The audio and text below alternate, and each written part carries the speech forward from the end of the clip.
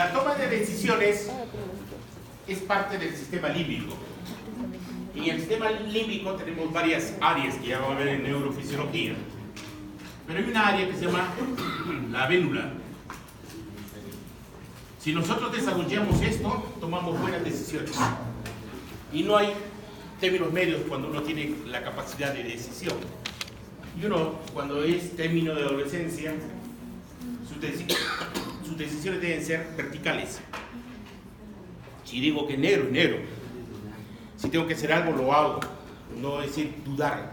Porque siempre hay un Pepe el Grillo, siempre hay un compañero o compañera que siempre quiere cambiar el esquema de uno. Y eso, en toda la vida, si usted va a ver, dentro de su desarrollo siempre hay alguien. Pero si yo desarrollo vénula, tengo la característica de ser vertical. Digo, yo voy a acabar medicina cuando tenga 25 años. No me interesa si me enamoro, o una trampa, o qué sé yo. Esa es capacidad de decisión. Puede dar examen, da examen. Pero siempre hay uno que no, salimos, es más fácil rezagar. Ahí nadie prueba entre rezagados. ¿Ya? No te estoy, no está mi delegado rezagado. Tú eres rezagado, ¿no? ¿Ves? Bueno. Parte de. ¿Me ibas a preguntar tú? No, le está preguntando lo del pan. Del pan. ¿Qué pasa con el pan? Por eso, o sea, ¿cómo es que influye? Es que recuerda que los azúcares, aumentas azúcar, aumentas insulina. Y tú necesitas insulina para utilizar la glucosa. Pero tan solo la insulina no regula glucosa, regula proteínas y grasas. Eso lo van a ver en endocrino. Es bonito eso. Entonces, y esto está asociado. Cuando yo aumento mucho azúcar, se alteran los ejes hormonales. Y uno de los ejes que se altera viene a ser el páncreas. ¿Bien? Se altera el cerebro, el eje somatotrofo. Recuerda que liga en el hipotálamo. Acá tengo una hormona que se llama la hormona liberadora de la GH, hipotálamo. En hipófisis la GH. Y aquí tengo los factores de sulfatación, se llaman las somatomerinas, los IGFs. 1 y 2. Factor de crecimiento similar a la insulina. Entonces ahí está el problema. Cuando yo altero azúcar, altero mi IGF. Y les voy a poner un ejemplo, los laroncitos. Los larones son unos enanos de origen judío. Los más cercanos son de acá de Ecuador, de Loja. Hay una comunidad de judíos y todos son enanitos. ¿Ya? Son laroncitos. Son formaditos, pero hay una característica. Estos mueren por vejez y no tienen cáncer y no diabetes. Y todo el mundo lo está estudiando. ¿Por qué? Dice, ¿cómo ellos no desencadenan cáncer ni diabetes? Porque no tienen IGF. Ahí está el problema. Se inactivan unas maquinasas. Ya son unos mediadores de crecimiento, MAC. Quinasas, son mitógenos. ¿Están llevando celular o no están llevando celular? Molecular, creo que sí, ¿no? PGM creo que llevan. ¿Han hablado de los mitógenos? El MAC. ¿Qué? ¿LSD qué es eso? No entiendo. ¿LSD?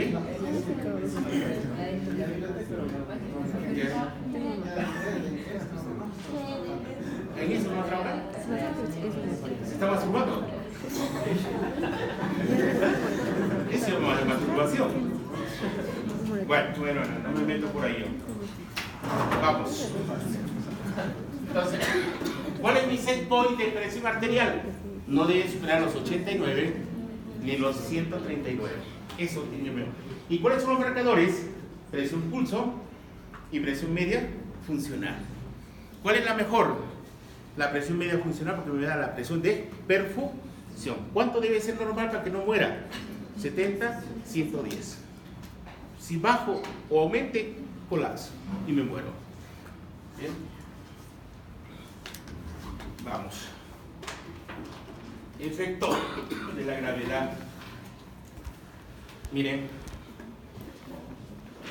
hemodinámicamente, para que funcione bien nuestro aparato circulatorio, debo estar en posición bípeda o posición clinostático.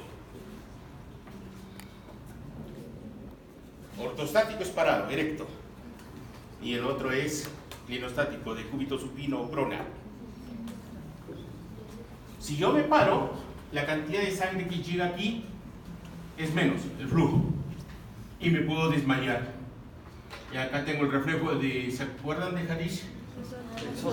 ¿Ah? El desmayo, el 5. Besol Harish.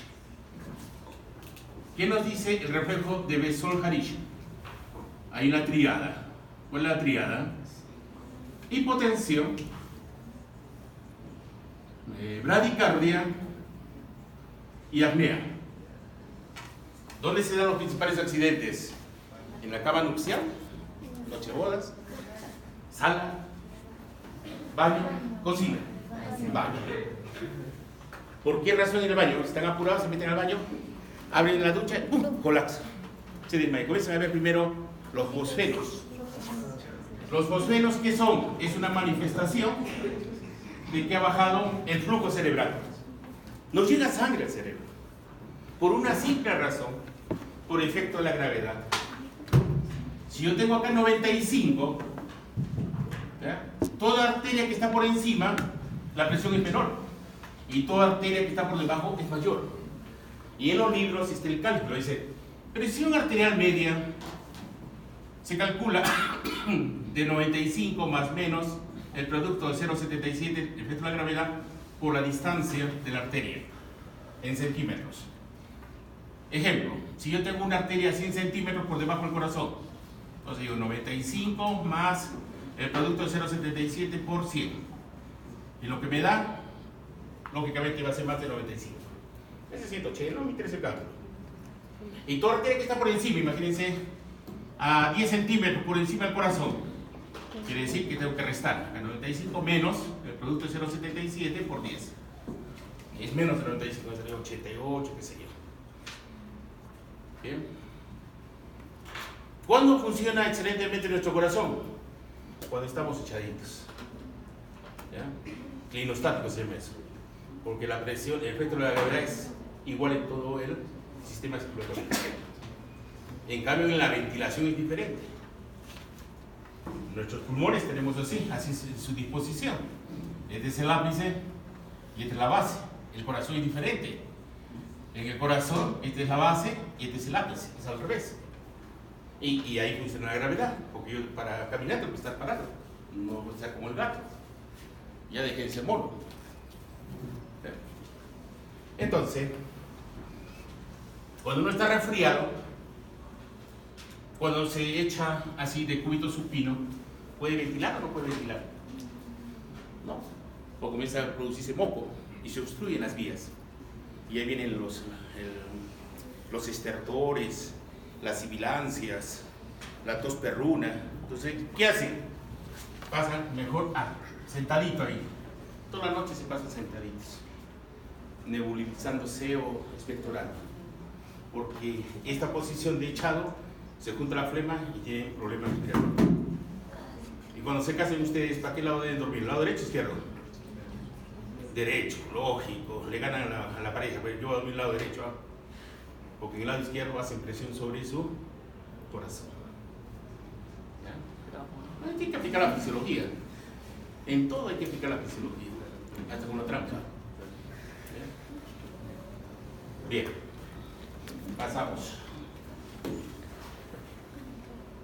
Está refractando. Tírate la cortina ahí, delegado, a ver. Está refractando. En vez de ser ayuda audiovisual, es una venganza audiovisual, señor.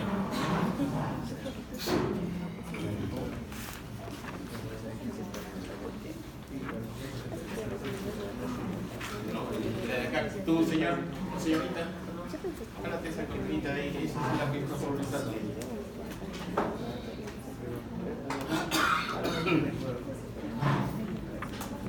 Jálate la cortina, señorita. Jálate la cortina para que entre luz.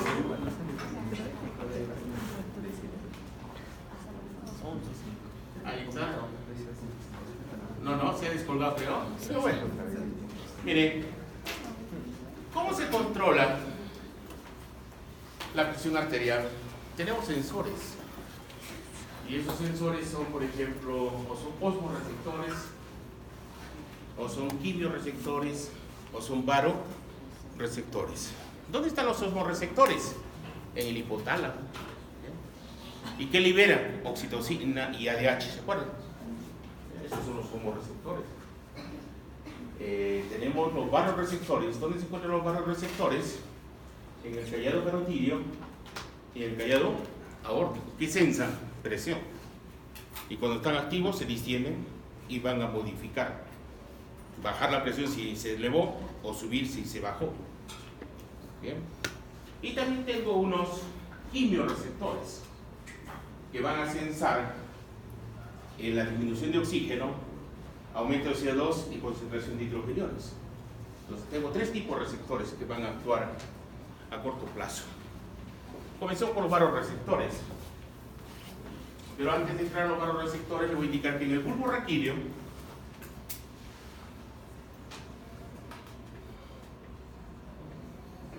tengo yo dos centros, uno que se llama cardioacelerador y otro cardioinhibidor. El cardioacelerador viene a ser simpático y el inhibidor parasimpático. Y tengo un centro vasomotor. Ese centro vasomotor o me produce vasoconstricción o me produce vasodilatación, ya saben que es simpático también. Por el alfa contraigo y por el beta relajo. Entonces, si aumenta la presión arterial, peligro. Peligro. Inmediatamente en segundos debo bajar la presión. ¿Y cómo lo hago? Entonces, mi centro vasomotor va a estar inhibido. Y el cardioacelerador inhibido, porque si se estimula, aumenta el gasto cardíaco y aumenta la presión. Pero el centro cardioinhibidor debe ser estimulado. ¿Para qué? Para que produzca una bradicardia, baje la presión, el gasto cardíaco, produzca vasodilatación y se reduce la presión arterial en segundos. ¿Ya? En segundos. Y vean qué cercano se encuentra. ¿Quién bombea sangre aquí? Ventrículo izquierdo, aorta. ¿Y dónde están los varoreceptores? En el callado de la aorta y en la bifurcación de la carótida primitiva. Entonces está sensado, todo está sensado. Y es más, cuando yo inspiro profundamente, aumento la frecuencia cardíaca, eso es taquicardia. Pero cuando expiro, baja la frecuencia cardíaca. Y eso bonito en práctica, hágalo. Mantenga respiración, inspire, expire y van a ver todo ese evento. ¿Qué pasa lo contrario? Cuando baja la presión, peligro, se sensa nuevamente, bajó la presión, hay que aumentarla. ¿Cómo lo aumento? Vasoconstricción y aumentando el gasto cardíaco. ¿Cómo aumento el gasto cardíaco? Aumento la frecuencia y aumento la eficiencia de la contracción del ventrículo. Eso es simpático. ¿Ven? Y se produce una vasoconstricción. ¿Por adrenalina o por noradrenalina? Si es vasoconstricción, noradrenalina. Aumenta la presión y lo llevo al set point nuevamente, a la homeostasis. Ese término es bonito realmente. Cuando seguro que no han aprendido, quiero homeostasis, ¿se acuerdan? ¿Qué diferente de hemostasis? Hemostasis es población. ¿Homeostasis era una condición de equilibrio o estabilidad? De estabilidad, no hay equilibrio. En la vida no hay equilibrio. Estaría muerto si estoy en equilibrio. Bien, estabilidad. Quimiorecepción. También es rápido, corto plazo. ¿Y por qué se da? Miren. Respuesta isquémica. Mi pH se hace ácido. hay hipercapnia y hay hipoxemia, peligro. ¿Ya? Entonces, ¿qué hago? ¿Cómo soluciono ese problema? Bulbo raquídeo. Ahí está mi bulbo. En mi bulbo tengo unos sensores centrales, se llaman esos. No son periféricos, son centrales, que van a gobernar justamente esto. CO2 primario. ¿Por qué no los hidrógenos? Porque los hidrógenos no atraviesan la barrera hematocefálica, no pueden atravesar. ¿Quién atraviesa? ¿Quién es? CO2. CO2 se hidrata por la hidrasa carbónica que nos da ácido carbónico. El ácido carbónico se desprotona, nos da bicarbonato y protón. Y este protón es el que estimula las motoneuronas respiratorias. Entonces, ¿qué hace? Aumenta la frecuencia respiratoria y regulo mis niveles de oxígeno, CO2 y pH sanguíneo. ¿Cómo se llaman esas áreas? Son dobles, por si acaso. Acá también, imagínense que acá también hay, son dobles. En la posición rostral es Mitchell, media Slutsky y caudal Loschke. Acá tiene Loschke, Slutsky y Mitchell. Entonces tienen que aprenderlo. Le voy a preguntar en el examen. La área quimiosensible central en posición caudal, ¿cuál es? Les pongo Boxinger, les pongo cualquier nombre y les voy a poner Loschke. De Loschke viene a ser. ¿Y a qué son sensibles? ¿A oxígeno, CO2 o hidrógenos? CO2. Porque no es permeable el hidrógeno. ¿Ya? Y el oxígeno, su sensor es en el callado aórtico y en el callado carotídeo. Y responden a muy baja presión. Entonces, quien me va a responder es el CO2. Por eso que al CO2 se le considera como la hormona de la respiración. Listo. Pero además, ¿qué necesito? Aumentar el gasto cardíaco y producir vasoconstricción para regular toda esta alteración isquémica, que es aumento de CO2, baja de oxígeno y pH bajo. Entonces, ¿qué hago? Estimulo el cardioacelerador, que ya saben que es simpático. Estimulo el vasomotor, vasoconstricción, aumento gasto cardíaco y nivelo todo, respiratorio y cardíaco. A largo plazo, ya tienen el conocido suyo. ¿Cuál es el conocido suyo? Viene a ser el sistema renina, angiotensina, aldosterona. ¿Cuál es el estímulo? Cuando baja la presión, se activa este mecanismo, pero es a largo plazo. ¿Ya? Entonces, presión disminuida. Disminuida la molemia. Aparte de ello, baja el sodio, hiponatremia, hipercalemia, acidosis, ACTH, activa todo este. Bien. Pero su mecanismo no es tan pronto como segundos, minutos, son días, semanas, meses. ¿Ya? Por ejemplo, han oído hablar que para solucionar la anemia en 20 días, ¿se soluciona en 20 días la anemia? Nunca. Eso es una estupidez más grande de qué. Nunca se puede solucionar la anemia en 20 días. Mínimo tendría que ser 3 meses, mínimo. ¿Bien? Entonces, este es a largo plazo. ¿Cómo se desencadena? Se libera renina en el aparato yuxtaglomerular. Se libera EPO. Ya saben qué es la EPO, la eritropoyetina. Tengo dos orígenes de eritropoyetina, la constitutiva y la inducible. En este caso, ¿cuál es? La inducible. ¿Y cuál es el estímulo? Menos PO2. ¿Ya? pero acá estoy respondiendo a menos PO2, pero por menor presión arterial y menos volemia. ¿Cuál es la volemia normal en hombre? 8%. 8%. Entonces libero EPO y ¿qué voy a incrementar? Mi eritrón. ¿Qué es el eritrón? Eritrocitos y precursores de los eritrocitos. Al aumentar el eritrón, ¿qué aumento? Volemia. Y al aumentar volemia, nivelo mi presión arterial. Pero la renina va a producir lo siguiente: la activación del sistema angiotensina aldosterona. Y la angiotensina es un potente vasoconstrictor. El primer mecanismo es potente vasoconstrictor. Además, estimula la ABP. Además, estimula la aldosterona. Y estimula la SET. ¿Qué hace la ABP? Retiene agua y mejora volemia. Es vasoconstrictor, de ahí viene vasopresina. Y la aldosterona, ¿qué hace? Retiene sodio. ¿Y quién va detrás del sodio? El agua. Entonces, al retener sodio, retengo agua y aumenta la volemia y aumenta la presión.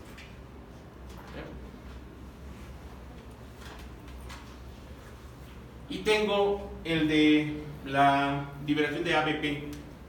¿Cuándo yo estimulo ABP? Cuando hay angiotensina 2. ¿Y en dónde está la ABP?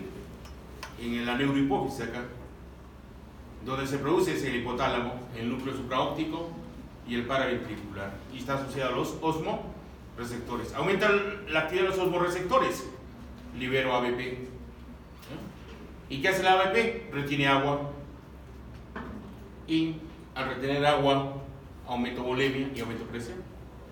Y aparte es vasoconstrictor. Por eso se llama vasopresina. Produce vasoconstricción.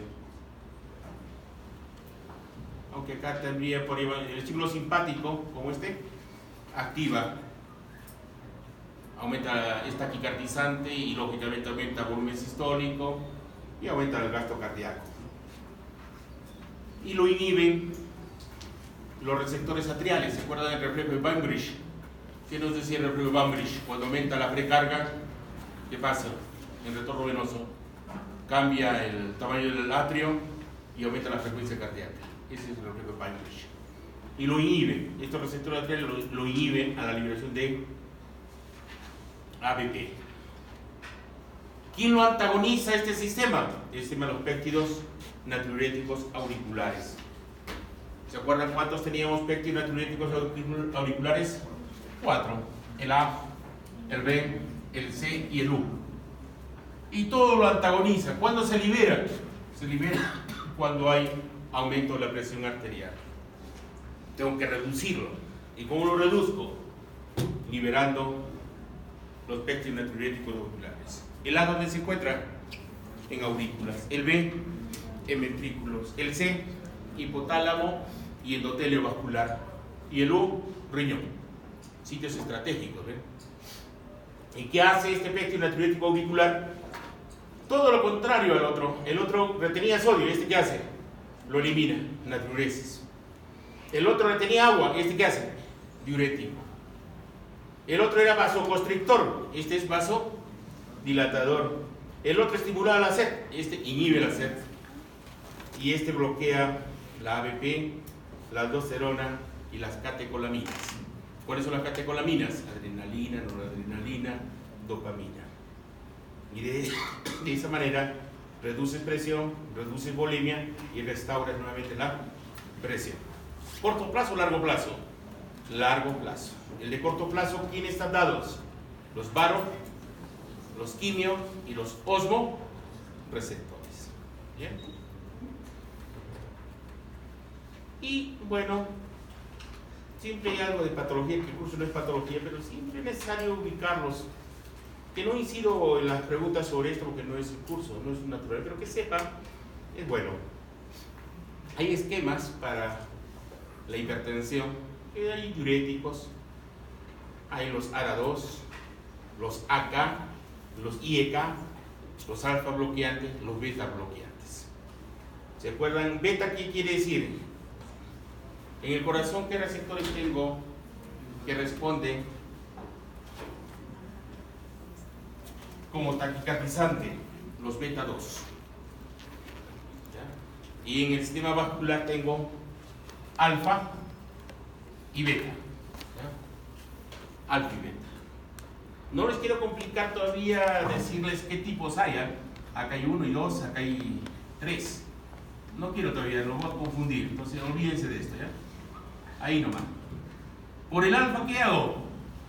Vaso, constricción. Por el beta, vaso, dilatación. Ahí nomás quedémonos. Entonces, una forma de bajar la presión es utilizando los beta 2 bloqueantes. Esos son los oles, ¿ve? El atenolol, el propanolol, todos los oles. Diuréticos de elección tienen las tiazidas. Las tiazidas son bloqueadores de los canales de sodio en el túbulo contorneado distal de la nefrona. Hidroclorotiazida es el nombre genérico. Los ARA2 son antagonistas de los receptores de angiotensina 2. Ahí están los TANES, ¿ya? El losartán. Antes no había ese losartán, eso ya se estuvo hace como 10, 12 años. Antes se trabajaba con los IEK, los priles. Enalapril, captopril. Todos son hipotensores, pero aparte de ser esto provocaba disfunción eréctil. Pobrecitos, hipertensos y no tenían erección. Pobrecitos. Y no había ayudín, no había Viagra. Ya les he dicho cómo es el comportamiento del hombre, ¿no es cierto? ¿Qué edad tienes, Álvarez? 18, entonces Álvarez está acá. El decano está acá, sí. Es como la mano. Acá a los 20, 30, 40, 50, 60, su papá está acá. Y es una pena. Y cuando se descubre el losartán, era mucho más, ¿qué les digo?, específico como hipotensor, porque manejaba al calcio, perdón, al sodio. En el túbulo contorneado proximal, quien maneja túbulo contorneado proximal, quien maneja el 70% de la reabsorción de sodio es el A2. Y si yo bloqueo la reabsorción del 70%, ¿qué voy a eliminar? Más agua. Y al eliminar más agua, bajo la presión arterial. ¿Bien? Porque donde va el sodio, aquí va el agua. Y tan solo la aldosterona actúa sobre el túbulo contorneado distal y tan solo maneja el 5% del sodio.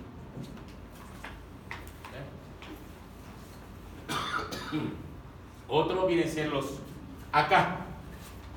¿Qué son los AK? Los antagonistas de calcio.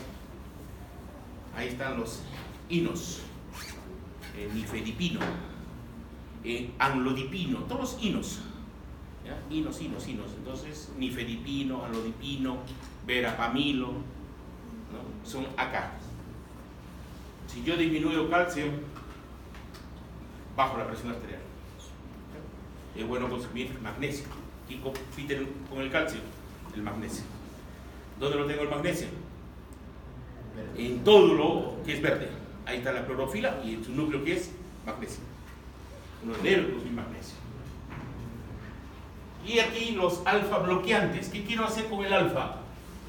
¿Se acuerdan que el alfa era vaso constrictor? Entonces necesito un alfa 1 bloqueante. Las socinas, la prazosocina,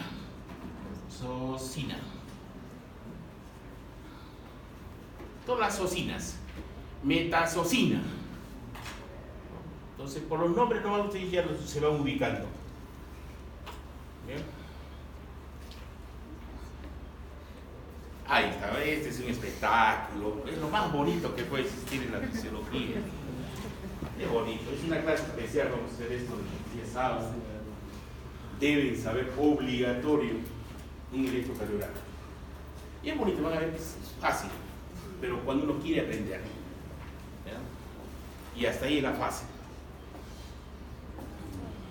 ¿En qué se basa la actividad eléctrica del corazón? Es simple. Ustedes saben que una célula cualquiera en reposo está cargado negativo interno y externo es positivo. Eso lo saben, porque eso se llama polaridad. Están polarizados. Y cuando ingresa el sodio, ¿qué pasa? Se despolariza y temporalmente afuera está negativo e internamente positivo. Se llama la despolarización. Y cuando sale el potasio, nuevamente se polariza, ¿ya? Y quien reordena eso es la TPasa sodio-potasio. Entonces lo que tienen que aprender aquí es que si el vector va de negativo a positivo, la onda es una onda positiva. Si es en sentido contrario, es una onda negativa. Y si es perpendicular, perpendicular quiere decir ángulo interno y externo, 90 grados es perpendicular. La línea es isopotencial. Entonces, ¿qué estamos viendo acá? Y esta viene a ser la onda P positiva. Quiere decir que va de negativo a positivo. Tengo un intervalo con un segmento PR. El intervalo es todo esto, ¿ya? Y ustedes deben aprender que debe ser de 0,12 a 0,20 segundos. Y es el segmento PR isopotencial. Hay un silencio ahí. Y de ahí se continúa con una onda negativa, que es Q, en minúscula porque es pequeña, R mayúscula porque tiene más amplitud, y S minúscula. En su complejo se llama complejo QRS. De ahí viene el punto J, que es este, que es el punto 0, que es importante para hacer diagnóstico, y el segmento ST, que es isopotencial, y esta es la onda T, asimétrica, y la onda U. Entonces, toda esa actividad eléctrica nosotros lo valoramos a través de un electrocardiograma. Y uno debe saber cuándo está variado esto, porque nos permite establecer diagnóstico. El electrocardiograma que ustedes deben aprender ahora, deben saber cómo es el ritmo, si es normal o hay arritmia. Segundo, deben saber cómo se mide la frecuencia cardíaca, cómo se calcula el eje cardíaco, si hay hipertrofia de aurículas, ventrículos, isquemia, injuria, infarto. Llegar a un diagnóstico y saber dónde está el problema. Si es en la base, es en el vértice, lateral superior, inferior, o es sectal, o es intracavitario. Entonces, son cosas precisas, no es curso cardiología, pero en fisiología tiene que saber electro o no, es obligatorio. Si el barredor del hospital sabe cuándo va a morir un paciente, entonces ustedes con la mayor obligación deben saber ver el monitor y ver cómo está el paciente. Y van a estar siempre con eso. Cualquier especialidad que hagan, tienen que saber un electrocardiograma. ¿Bien? ¿Preguntas o dudas? ¿Estamos en hora todavía? No. Ya nos faltan 2 minutos, ¿no? Seguimos. Estos vectores que ustedes ven, el corazoncito se dispone así, es 59 grados el perfecto. El corazón es frontal, no es hacia abajo, es frontal así, desviado a 59 grados. Pero normalmente puede ser de 0 a más 105 grados. Puede haber a menos 30, hay algunos libros que dicen menos 30 a más 105 grados. Pero si es más hacia arriba, eso es levocárdico. Si es al lado derecho, esto es dextrocárdico. Todo está el compromiso de que el micardio se hipertrofiado. Por ejemplo, los de altura ¿qué epicardio se hipertrofia? ¿Epicardio derecho o izquierdo? Los de altura. Cusco, Puno, Juliaca, más el derecho, el cor pulmonale. Entonces, y su corazón de ellos, cuando hacía práctica buscaba uno de Puno o Cusco, porque su corazón siempre está desviado ¿a dónde? A la derecha. ¿Ya? Y si uno tiene hipertensión arterial, ¿cuál va a estar desviado a la izquierda? Levo cardíaco. No todos tienen la misma disposición, ¿ya? No todos. En base a esa disposición, ustedes van a ver que el negativo, cuando utilice un desfibrilador, siempre va acá negativo y acá va positivo. Siempre se ubica así, el desfibrilador. ¿Ya? Negativo acá arriba, positivo acá. ¿Ya? ¿Y un desfibrilador qué hace? Paro cardíaco. ¿Para qué? Para que comience nuevamente el nodo sinusal a gobernar el funcionamiento cardíaco. Entonces, miren, veamos los vectores. Tengo un vector A. Nos está diciendo que se está despolarizando los atrios. Y siempre se despolariza el atrio derecho primero y después es el atrio izquierdo. Siempre es esa secuencia. ¿Ya? Primero el derecho y después el izquierdo. Y el vector que se da es de arriba hacia abajo, de derecha a izquierda y de atrás hacia adelante. A ver, repítalo. De arriba hacia abajo, de derecho a izquierda y de atrás hacia... es el primer vector. ¿Ve? Eso viene a ser despolarización de las aurículas. Despolarización de las aurículas.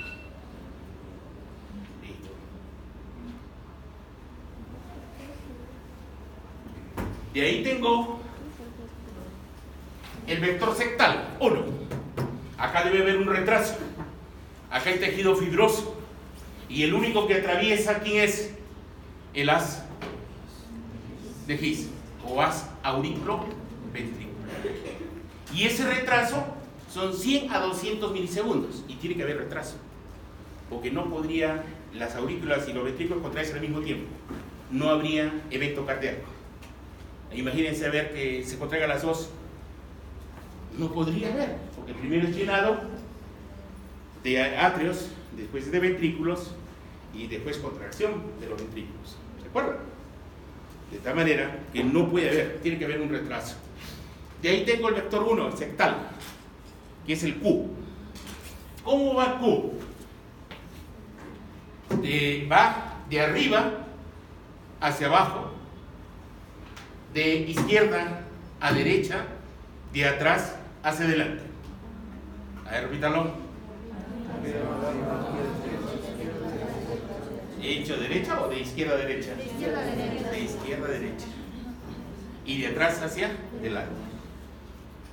2. El de mayor amplitud, que es R. De arriba hacia abajo. De derecha a izquierda. Y de atrás hacia adelante.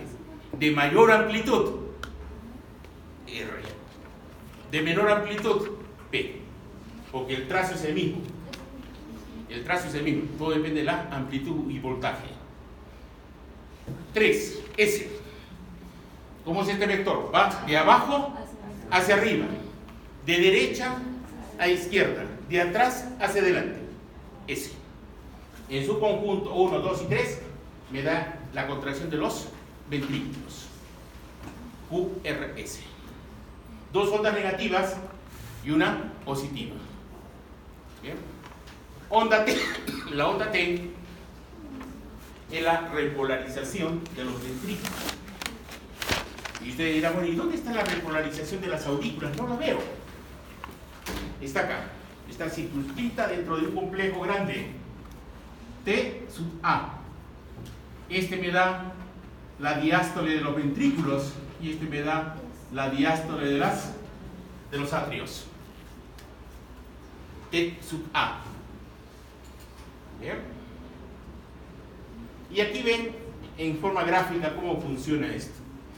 ¿Dónde comienza todo? En el nodo sinusal, el automatismo. ¿Bien? ¿Y genera qué? El inicio de la onda P. De ahí hay unas fibras, ¿se acuerdan? Internodales, ¿se acuerdan?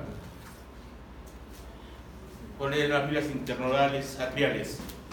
Bashman, Wenke-Bash, Toré, que nos permite la propagación del nodo sinusal al nodo auriculoventricular, Achok-Tawara. De ahí, haz de His, dos ramitas y sistema de Purkinje. Entonces, este tránsito o estas fibras me llegan al nodo auriculoventricular.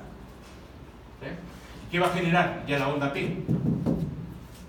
Pero primero se despolariza ¿cuál? ¿La derecha o la izquierda? La derecha.